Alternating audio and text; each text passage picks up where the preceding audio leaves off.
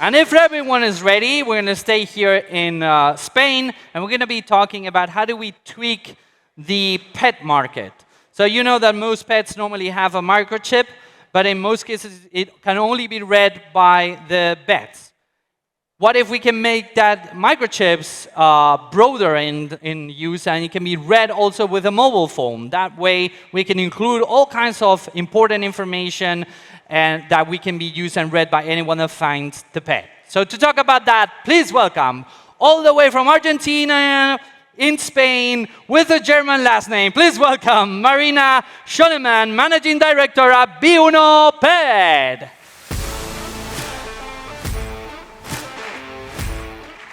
Well, hello everyone. As Alex said, I'm representing the pet industry proudly, not just because they're super cute, but because it's a sector ripe for innovation with over 300 million pets in Europe alone, where in many countries, Spain included, we already have more pets than kids.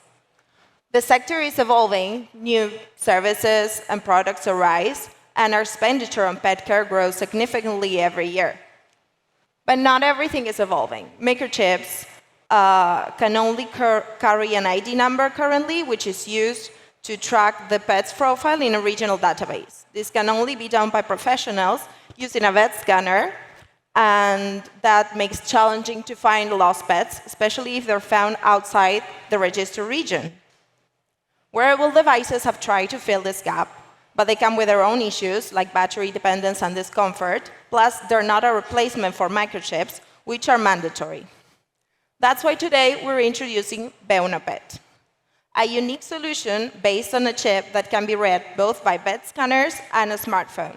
It's the only chip that you can use with a mobile app, allowing it for regulatory pet identification and also safety and pet care features. With our patented technology, users can write their emergency contact information and track their pet's health all on the chip. With B1 Pet, anyone can identify a lost pet anywhere, making reunions more effective and reducing the stressful time both for pets and families. Our revenue model is based on the sale of these chips with free access to the app and a subscription for premium features. And as we create this direct channel with pet owners and gather data from them, we pave the way for expanded services based on personalization. We've already patented our technology, have produced and tested sample units, and are preparing for production. A study is underway with a university, marking the start of an exciting joint research on animal health, and we plan to launch later this year in strategic EU markets. We plan to expand globally throughout the next 3 years, reaching a projected revenue of 30 million euros.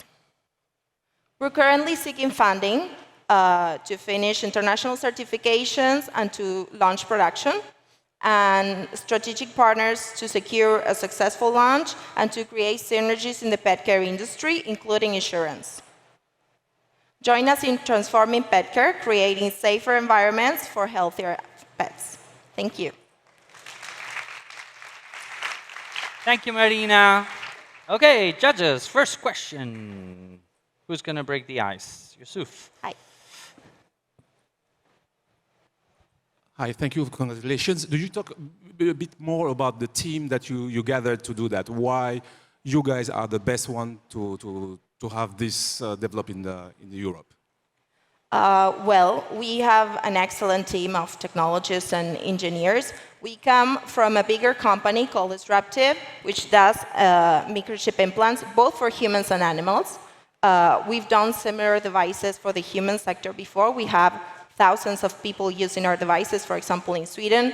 We've done the first clinical trial in the world using chip implants for temperature monitoring in the Karolinska Institute in Stockholm. And we brought all this IP from the human and medical sector to the animal sector, where we got so many demands because chips are mandatory. Hundreds of chips get implanted every year, and it's a technology that has not evolved in the last 30 years.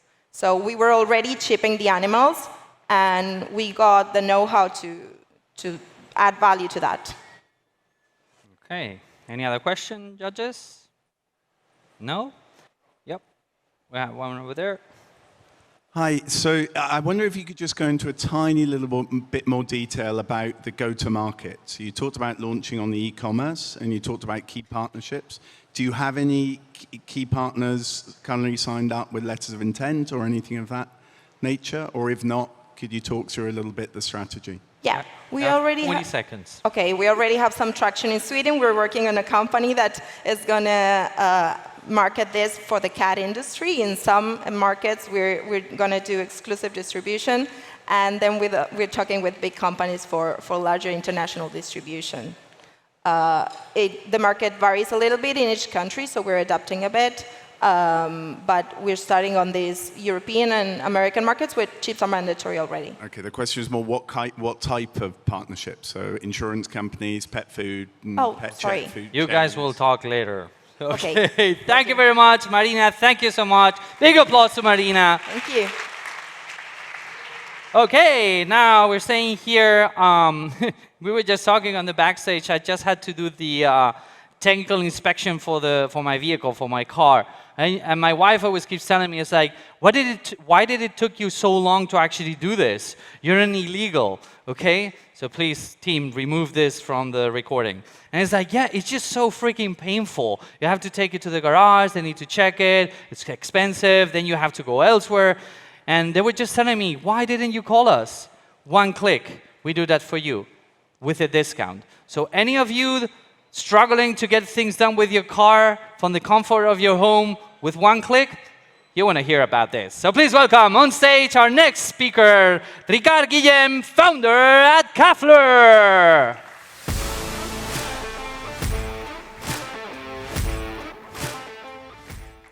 Hello, my name is Ricard Guillem, and I'm one of the founders of Kafler. Not so long ago, we used to do things like go to a Blockbuster to rent a movie or walk around with a Walkman to listening to music. Today, we have Netflix and Spotify, and we even book cabs through Uber. And I was really amazed that cars, which are something really present in our society, are something that still consume so much time to us as users. Taking the car to wash, for a repair, or whatever, it's really time-consuming. And that's why we decided to create Kafler, a platform where car users could come and book any service they needed just one click away. We get the driver to your house, pick up the car, and taking it for a repair, a washing, an inspection test, whatever. And we also built an operating system for our partners like repair shops, fleets, car makers, etc. We've been live for only 2.5 years, and we've already served more than 300,000 services all over Europe.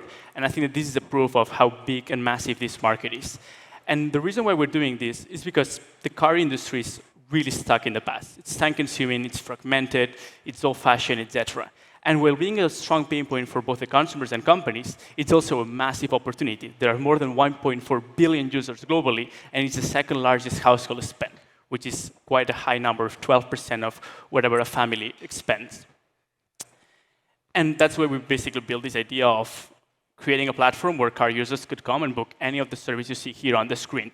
And also this software piece for our partners, like the repair shops and the dealerships, etc. So we're serving both consumers and enterprises. We have a marketplace business model for the consumer, and we have a SaaS model for our partners.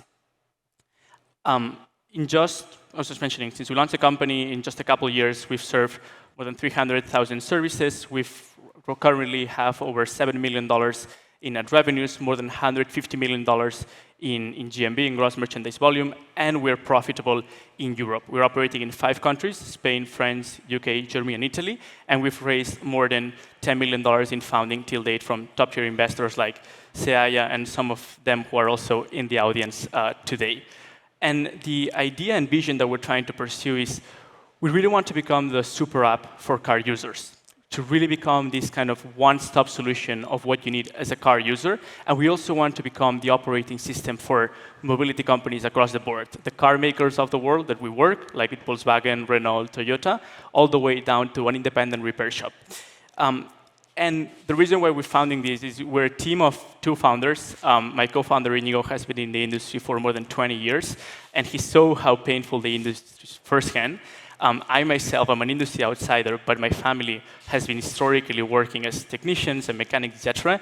And it's an industry that's so broken that we really believe that bringing all these services one click away can truly make a change and can set us for becoming a true generational company. So that's what we're all about making vehicle users' life easier. Thank you. Okay. Thank you, Ricard. Questions from our judges? Hi, hello. Thank you so much for the presentation. Can you tell us, like, from your current revenue, what percentage is coming from the consumer marketplace and what percentage is roughly coming from the SaaS sold to the companies? So the majority of 90% plus of the revenues is coming from the marketplace. We just launched the software, but what we acknowledged was that we had massive amounts of data that those corporations could use. So we're leveraging those data to train our own machine learning models, AI models that we're pouring back to the partner companies, and we're starting to gain a lot of rapid traction on the software too. Thanks so much. Okay, other questions? This side? Hello? This side? Microphone this side? Hi, thank you for your presentation. I'm wondering about the pricing. How does that work? How is the structure? So as a marketplace, it's our partners, the one who set the price. So if you own a repair shop, you're going to be putting the prices that you have as a garage, right? We're not going to influence the pricing. Our pricing is we have a take rate, a commission with our suppliers. So depending on what you pay as a consumer, we make a percentage of money of that. So 10, 15, or 20%. Okay, we have 30 seconds, so it should be super fast. Choose. Well, I have two. I can be quick with both if you want. 20 Oh, seconds. I've got the microphone. Yeah, me too. And so do you. Go on, you go first. I was wondering, how do you ensure quality? Do you have a selection process with your third parties? Or, well, Yeah. I would like to hear on that. Basically, we work with very large corporations, so that's kind of one way to ensure quality, large car makers, etc. And we've also built a lot of technological tools for the scoring. So we benchmark when one of our suppliers sends a budget, we benchmark it with similar reapers to see if it's fair pricing or not, etc. So basically, through technology and by working with very large corporations. Okay, no, you need to be more competitive next time. I'll see you in the backstage. Ladies first. Please, big applause to Ricard. Thank you very much. Thank you. Sorry about that. They have a whip over there in the backstage. They whip me if we go off time. So anyway, now we're flying all the way to Germany. And we're going to be talking about something I personally feel that we are encountering more and more, which is we live in a very complex world. We're connecting, or we are suffering through a lot of stuff, disease, increase of cancer, food scarcity, climate change. There's all these change that we are undergoing every day, and not everyone has the right coping mechanism to do with that. So as the adage says, instead of fishing for others, why don't we teach people to fish themselves? So instead of sitting down with them and trying to fix them, why don't we teach them the right tools and the right tips so that everyone is empowered and learns how to cope with changes and important things in their life? So to talk about that, we have our next company. Please welcome David Cañadas, founder and CEO at Cobee.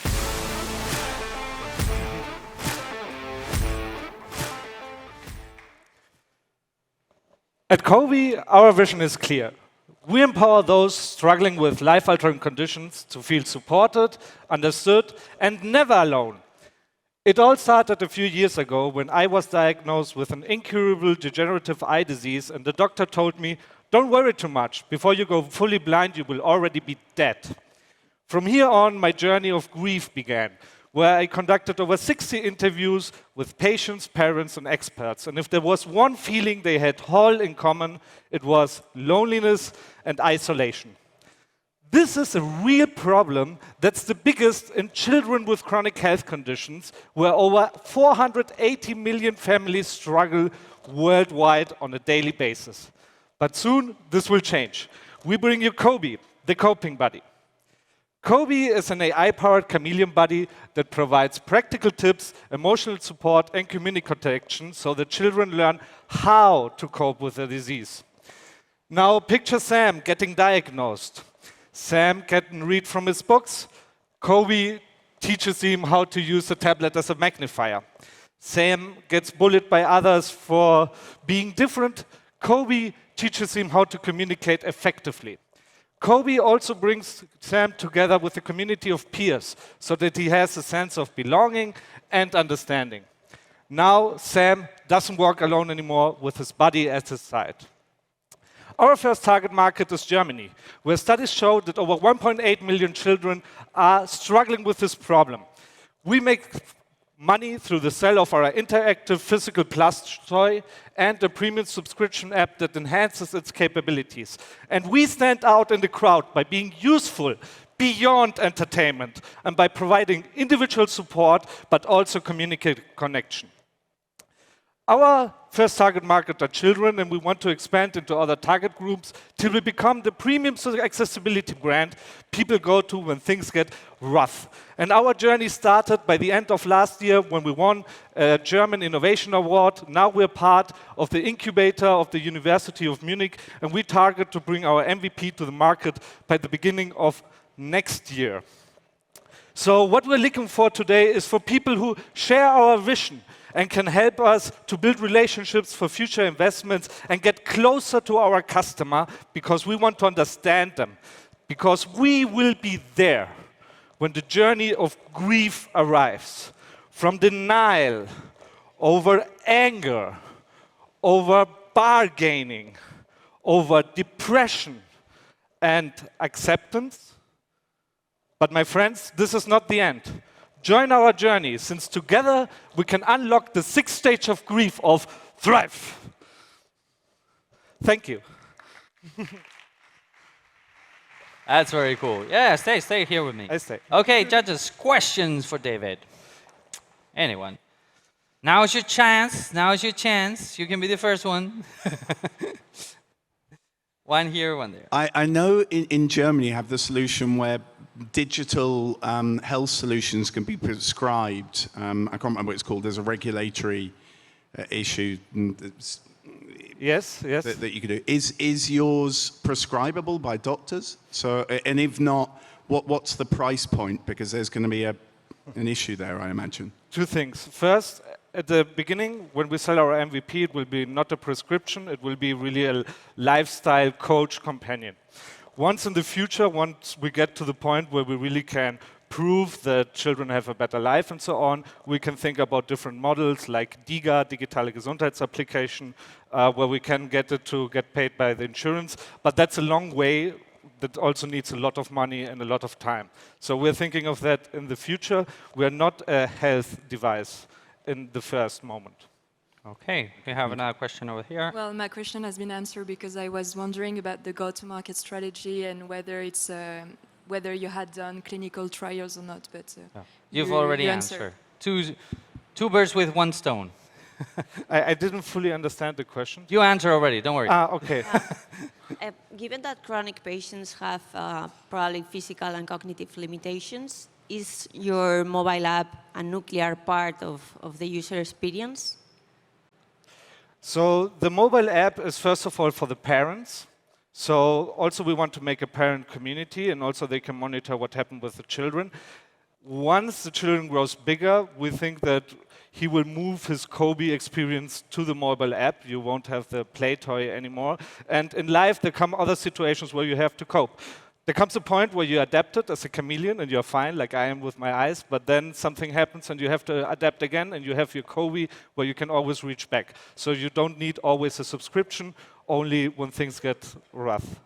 Okay, we're out of time, so please, big applause to David. Thank you very much, judges. Thank you very much, David. Now, let me ask you something. Who would love, because I'm about to do that and it's kind of painful. Who would love a one-click kitchen? Not to have to decide all this stuff, but one-click kitchen that doesn't break your bank account, but still looks nice. Who wants that? Who wants that? Really? Okay, the rest of you, what's wrong with you? You want cheap stuff, cheap-looking stuff?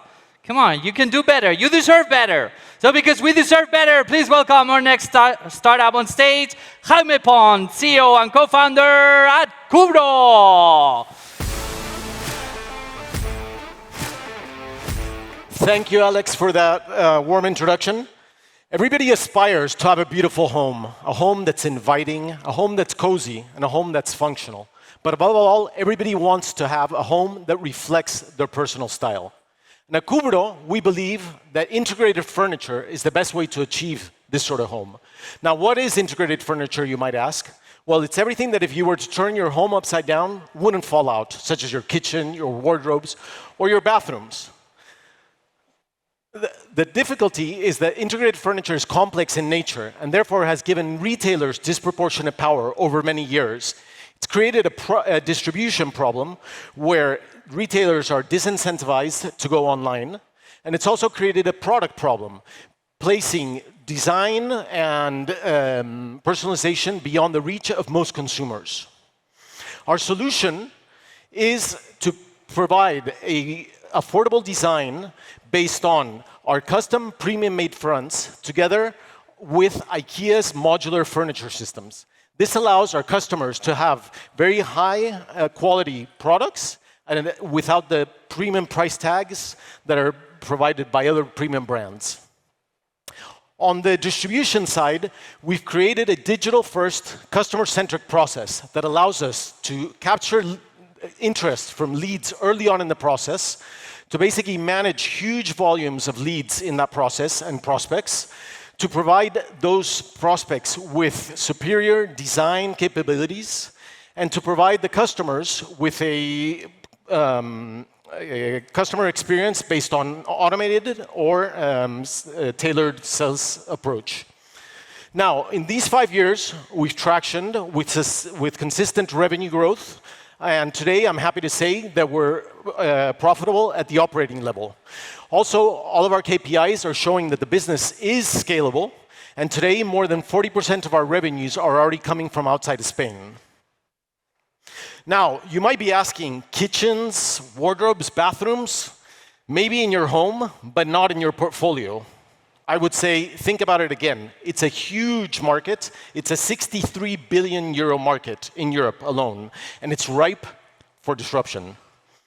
Now, we built a team with the right level of energy and skills to tackle and execute on our vision, which is to build a 100 million euro company based on leveraging our brand, internal processes, industrializing our supply chain, and implementing technology in all stages of customer acquisition.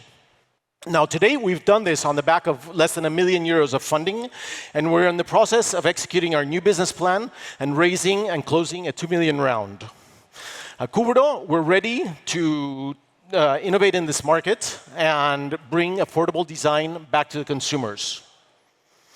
At Cubero, we say everybody has the right to build their own story, and this is our mission, to help customers achieve that story. Thank you very much. Thank you very much, Jaime. Okay, investors are taking pictures. That's good. Questions? Thank you so much for the presentation. What type, if any, of partnership do you have with IKEA? Is there any? We don't have a partnership with IKEA. We basically, this year, we will do around 7 to 8 million of revenue, and that will basically generate around 21 million of revenue for IKEA. So basically, we are promoting IKEA to sell to customers that today are basically going to other brands such as Santos, Porcelanosa, and other premium high-end brands. Okay. Any other question, judges? Marta? Hello, thanks for the presentation. I would like to know a bit more about the business model. Okay, so our business model is a pure online distribution. As I said, we capture leads. We're extremely efficient capturing leads, those people that are currently in the stage of finding inspiration, and then we basically put them through a funnel structure. Today, we're managing thousands of leads every month. We're managing in excess of 1,000 prospects at the quoting stage, and then basically, when the customer finishes, closes the deal, we produce the fronts with production partners located in Spain. Then our customers, we tell them what they need to buy at IKEA. For some customers, we provide the purchase support. For other customers, they do it themselves, and we ship directly to those customers. Today, we're selling, as I said, around 50% of our sales in Spain, and the rest of them in Europe, mainly France and Germany. Okay, thank you. Okay, well, big applause to Jaime. Thank you you. very much. Pleasure having you.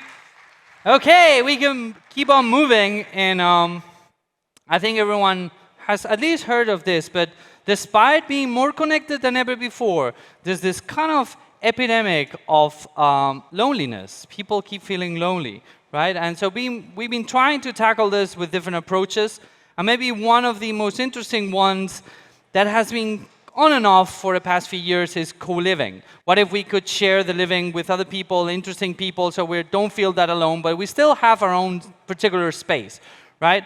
Well, our next company is not only doing that, they're actually killing it. They actually have a waiting list that is pretty extensive, so if you want to try co-living, go and talk to them as soon as you can. I won't say anything more because they closed a fairly big round recently, so they're also oversubscribed on the investor side. So to talk about their amazing travel and journey, please welcome our next startup, all the way from Spain, Michael Gomez, CEO at Enso Co-Living.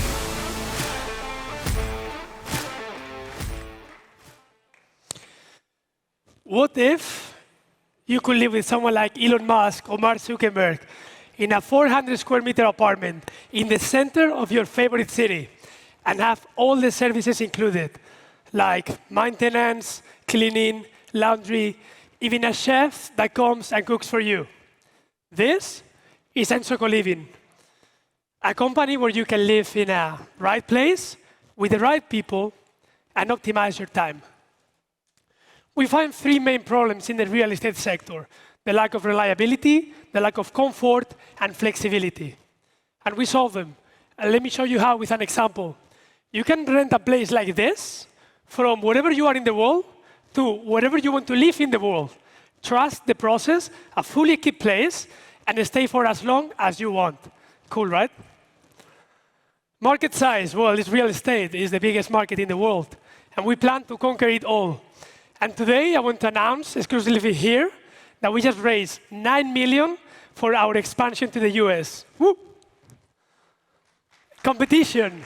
We differentiate ourselves from our competitors because we offer a premium living experience, and we have an asset-light model that has allowed us to go from 0 to 600 rooms in almost only 2 years. We are an engine, which means that we have a company that can be replicated in every city that we choose. In five simple steps, we can open and dominate the city. Business model is pretty simple.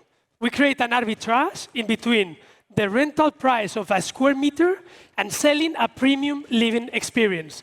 Today, in the real estate market, we are overperforming the average price by a 40% overperformance.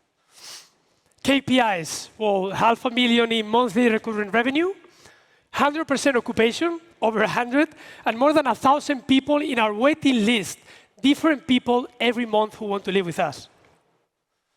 Enso team, we are 2 founders and 6 departments that help us keep this engine going.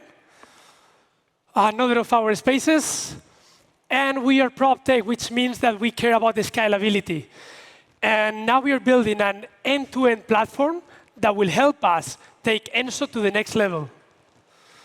Financial data, we got break-even, EBITDA positive in 2023, and we will finish the year in 10 cities for 2024. Investment opportunity, well, we just raised this $9 million for the US, but we want to expand also in Europe. For that, we are raising the next $3 million, of which $1 million we have already compromised. Thank you very much. There you go, Michael. Very good. Okay, judges, questions. That was fast. Hi, Michael. Hello. What would you say to those people who say that your business model makes the housing crisis worse? I cannot. The housing crisis? Yes. What would you argue, what would you say to those who say that your model makes the housing crisis worse? The housing crisis? Yes. The availability of homes. Yeah. By, your model. Yeah, I think we cover different. What would be your answer? I think we cover different needs, right? We have people who want to move to a location for an average period of time of 6 months. This is a necessity of the market, and that's why actually we exist, right? Because people like many of us, we need flexibility. You don't know where you're going to live in the next, I don't know, 9 months, 1 year, or many people don't. So it's not about talking about what is wrong about it, it's talking about the need that the market has. And this is our current need. Thank you. Okay. And now, well, you already have the microphone. Okay. I'm just wondering about differentiation, right? Yes. So there's a number of companies doing the same thing. The bottleneck is obviously access to the properties, currently more than access to the customers. You know, at some point, there's going to be a huge battle, right? And how do you differentiate really compared to those other competitors? Or how are you going to differentiate? Yeah, well, first thing I want to say is that how many companies do you know, or how many colleagues do you know that the same founder lives in their co-living? Well, this is one of them. I understand perfectly the needs of someone who wants to have the lifestyle that we are offering. We are building a brand based off what the people want. And the data that says that we are going in the correct path is that we have a 4.3 of satisfaction of the customer over 5 on all of our clients, which means that we are working in the right direction. Make it short. There you go. Okay, big applause. Oh. Thank you, Michael. Thank you very much. But we say, eat your own dog food, right? Literally. Okay, so, you know, we try to bring companies that tackle a lot of the unsustainable practice that we have in our society. And maybe one, we've been talking about before about the returns of clothes and things like that. But there's an element there, which is a lot of people just like buy stuff, doesn't fit, it's not the right folding. We've created a crop of apps that allow you to do kind of like tryouts, virtual tryouts, but honestly, when you see the avatar, what you look and how the clothes looks on you, and then you put it on, there's still fairly a big difference between what the avatar is saying and how it looks on you. Well, our next startup is actually trying to solve that with the highest and most advanced photorealistic virtual technology to make it as close as we can to the real thing in real time. So virtual, tremendously photorealistic tryouts. So please welcome our next startup on stage, Francisco Mosquera, CEO at Extendra.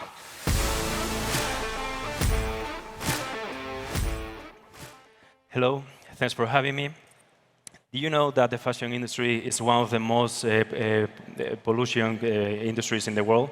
And this has come as a huge problem for the environment in recent years. This has a lot of reasons, but one of them is the number of returns. This is not only bad for the environment, but it's also what Bob called the billion-dollar problem. Because sitting at 30%, the number of returns in the fashion industry is the biggest one across all the markets, period, which is a nightmare in terms of logistics and in terms of economics for fashion brands, as you might expect.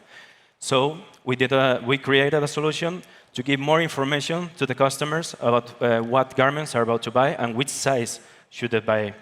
It's called Extendra Tailor. It's a virtual try-on, and it's based on photorealistic avatars, thanks to Unreal Engine. And the steps are very simple. First, you need to create your own avatar. You can select your skin tone, your facial features. You can even have parametric values for your body, so you can represent yourself at the best. Then you dress yourself with the real garments of the real fashion brands, up to the millimeter. So we have the exact sizing.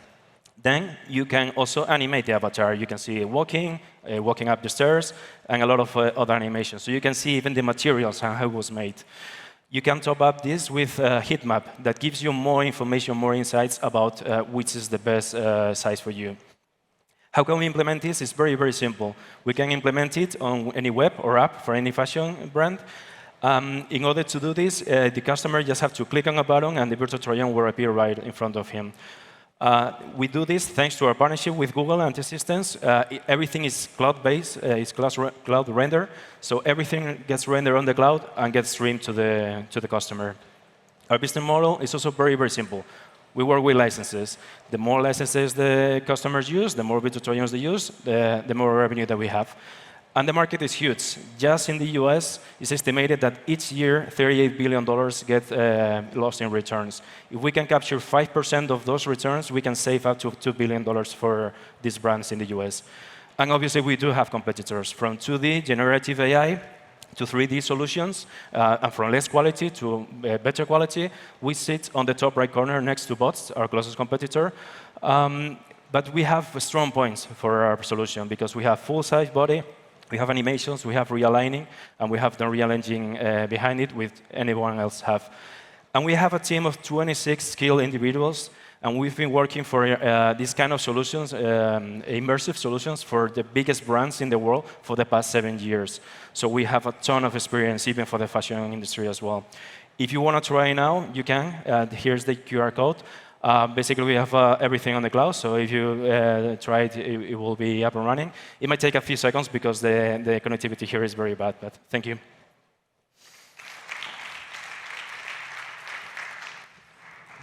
Okay, that was fast, man. Questions, please.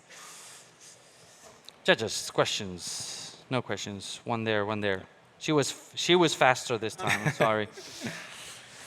Hi, thanks for your pitch. Could you please share us some insight regarding the impact the implementation of this solution had on your clients? For example, decreasing return rate, increasing conversion. I would love to hear you on that. So this was developed in the past months. So we finished it. We built this with Sarah, the Inditex brand. We did it and we finished them by March. And now we have 3 companies that want to release an MVP, but it will be up and running in the following months. So we don't have metrics yet about the impact. So thank you. Okay, thank you. That side. Yeah, okay, well, you just said that you're not working with any clients right now, but on the logos you had of these companies work with us, I noticed a large number of them weren't clothing brands. So I just wondered how you were working. I mean, is that something to do with your go-to-market? You're doing something weird and wonderful, or if not? Can you repeat the question? Because it's on the logos that you had of these companies work with us, the vast majority were not clothing brands. So I'm wondering if that's something to do with your go-to-market, and you're doing something weird and wonderful, or on these past 7 years, we are a VR and AR company. So basically, that's why we have this knowledge of the engine. So we work with a ton of companies in VR and AR projects. And this is a product spin-off that you're having from the company. Exactly. Okay. Yeah. Understood. Yeah. Okay. Well, I think we're done. Big applause for Francis. Thank you very much. Thank you very much.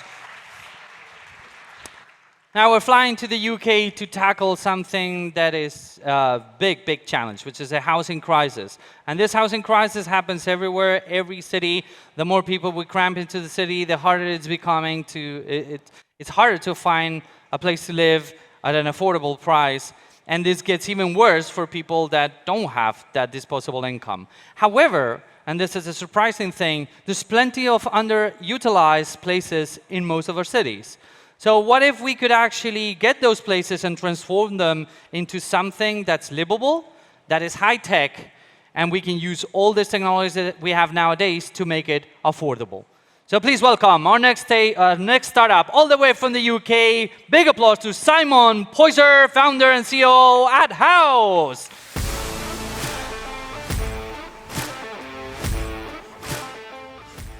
Good afternoon, Europe. Thank you for having me. It's good to be back. So this is me. I'm Simon at House. Straight to the point. We've got a social issue going on. You can see what the United Nations have said there, that housing is not just something that's restricted to low-income families, single parents. This is a social problem, and it's one for the 21st century. Across the EU, 895,000 people, the size of Marseille, are homeless at the moment. So this is causing a problem. You can see, we know it, we experience it, we can feel it. A third of under 30s, 42 million, they can't even get in on the ladder. But we want to address that. How? We have a solution which is repurposing existing buildings and land into affordable and sustainable homes. There's thousands of buildings across Europe that are underutilized or lying empty. So how do we achieve it? Very briefly, we take the existing building. We've got a lot of fabulous stuff that goes on in terms of the construction side of things. We spent a long time getting it together. We digitalize it. We put sensors across the building to measure, monitor, manage, maintain that building. Because what does it deliver for us? Warm, safe, compliant, soundproofed. With sensory tech going in, people have affordable housing.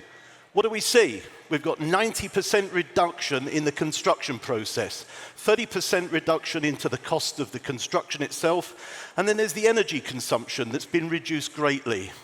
So, what are we looking at in terms of competition? The biggest competition is doing nothing. Municipalities sitting out there just sitting on their hands doing nothing. I want to change that. There's other smaller charities and organizations, localized builders that cause the problems as well. I've got a great team that's been assembled. They're all from different backgrounds, from business, from building, from AI, from the construction sector. They're there, we're working.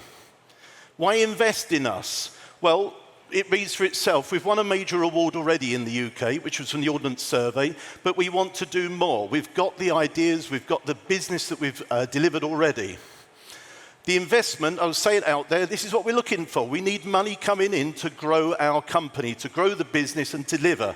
We've got the trajectory, and any of the investors that's sitting out here today gladly talk to you about this. What will the investment go into? The geographical expansion, because this is European-wide. We also want to put the capital into the finance the bill's going in, and then some of the structure on finance and regulatory. So, this is it. This gives you an idea. Empty building, converted and changed into smart, affordable homes. Everyone needs a house to live in. Why don't we do it? Thank you. Wow, that was very cool. Well, let me tell you a secret. This is the first time Simon does this. So it's even more impactful. Very good. And on 3 minutes as well. Well job, Simon. Well done. Okay, judges, questions, please. Anyone? You did it so well that they are speechless. Congratulations. Well done for the first pitch, and I think the idea is amazing. I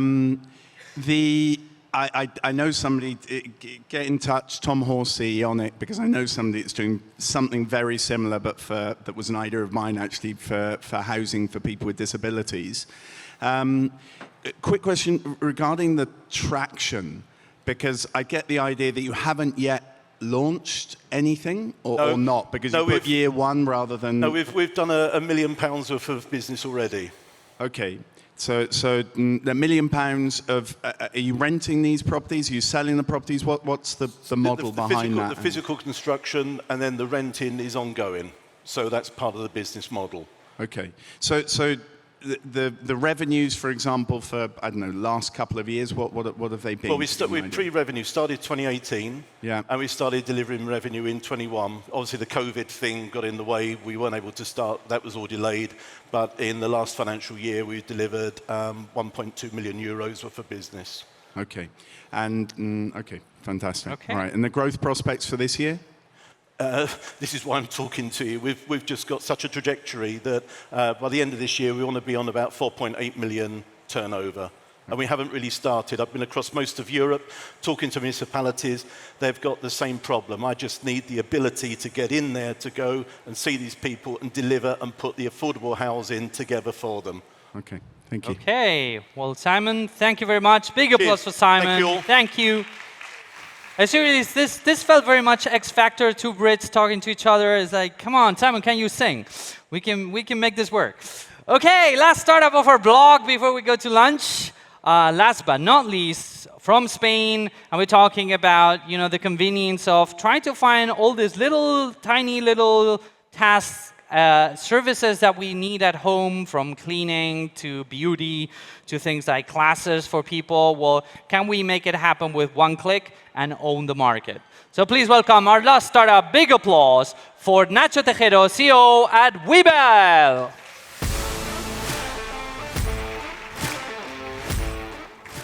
Hello, everybody. My name is Nacho, and today I'm going to present you Webull, the app that brings services to your doorstep, like cleaning, beauty, tutors, everything. It all started when we realized that everything was being brought to our homes: food, consumer goods, even flowers. But for some reason, services hadn't followed this path yet. The reason is simple. Current models simply don't satisfy user needs. They are costly, they are opaque, they are slow. However, when we made a deeper research, we understood why they worked like this, which is due to platform leakage. Unlike products, services normally happen more than once. For example, you get a cleaning service to happen on a weekly basis.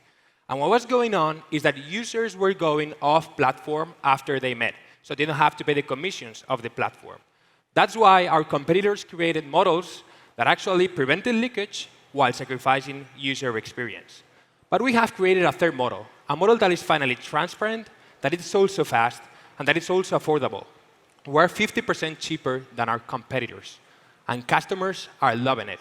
We are growing massively. We are currently doing 10 million euros of GMV per year, being 80% of that GMV coming from repeat customers and over 50% of that growth coming from organic sources. That's why we're growing not only massively, but also with really healthy unit economics. But how did we do it? Well, we just went back to basics and understood that if people go off platform, it's because they are paying somebody that they are not seeing the value from it. That's why we focused on creating value. Value for both sides of the marketplace. For the customer, it's simple. Search, compare, and book in 3 clicks, pay online, notifications, reminders, but as well for the professional. We created SaaS tools for them to easily manage all their services, as well as listing tiers. As you can see, each listing they have has its own tier, bronze, silver, gold.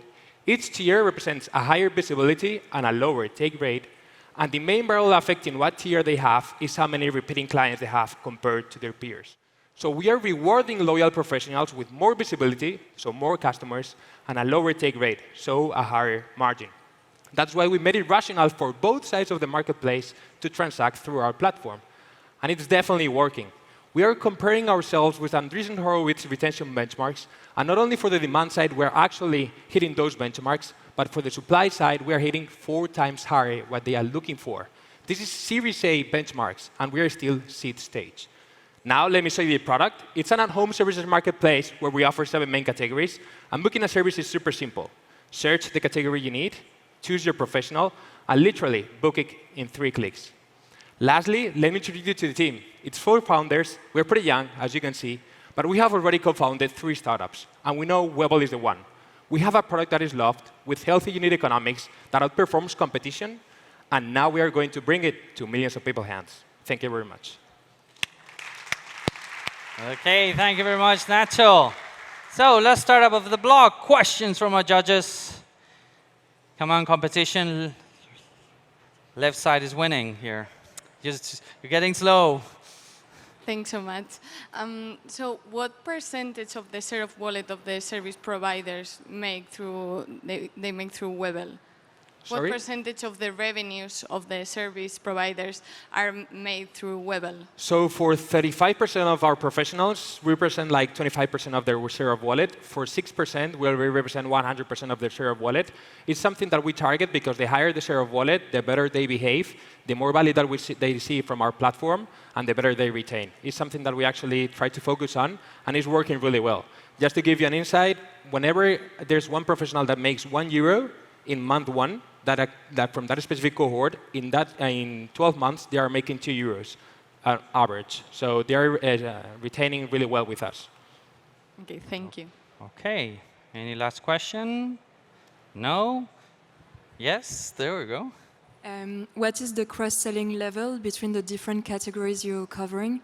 So it's 30% already. What we focused on, first of all, is validating that people will repeat through our platform. We did so in cleaning because it had the highest liquidity. Now we are starting to focus on activating other categories, and we see that 30% of our customers have booked more than one category. And it's really interesting for us because not only increases our lifetime value directly, but also they retain much better in the category that they have been activated in because they see more leverage and more value in the platform. OK, well, big applause to Nacho. Thank you very much for joining us.